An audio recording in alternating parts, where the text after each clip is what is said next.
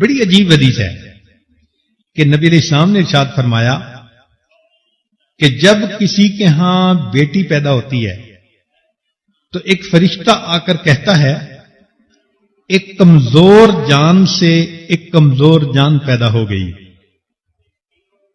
ماں بھی عورت تھی، آگے بیٹی ہو گئی، تو فرشتہ یہ آ کر کہتا ہے کہ ایک کمزور جان سے ایک کمزور جان پیدا ہو گئی، جو اس بچی کی پرورش کرے گا اس کے متولی کی قیامت تک اللہ مدد فرمائے گا. تو بیٹی کی پیدائش پر فرشتہ یہ الفاظ کہتا ہے. اور آگے سنیے کہ جب کسی کے ہاں بیٹا پیدا ہوتا ہے تو وہ فرشتہ آ کر اس لڑکے کی پیشانی کو چومتا ہے اور کہتا ہے کہ اللہ تعالی نے تجھ کو سلام کہا ہے. خود اس حدیث پاک کو پڑھ کر بڑا ہی حیران ہوا. ابن عباس لانو کی روایت ہے. تو دیکھیے اللہ رب العزت کی کیا رحمت اور مہربانی کہ اللہ رب العزت اس چھوٹے بچے کو سلام بھیج رہے ہیں جو دنیا میں آ کر اپنی زندگی کی ابتدا کر رہا ہے.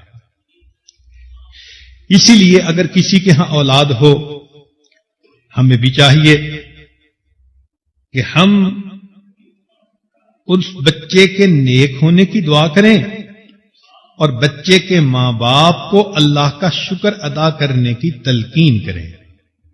کہہ دیتے ہیں جی مبارک ہو، تو ان الفاظ کا اصل میں مقصد یہی ہوتا ہے.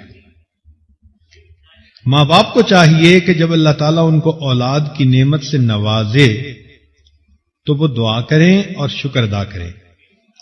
چنانچہ ایک حدیث پاک میں آتا ہے کہ جب کسی کو اولاد کی خوشخبری ملے تو چاہیے کہ وہ کہے ماشاء اللہ لا قوت الا باللہ.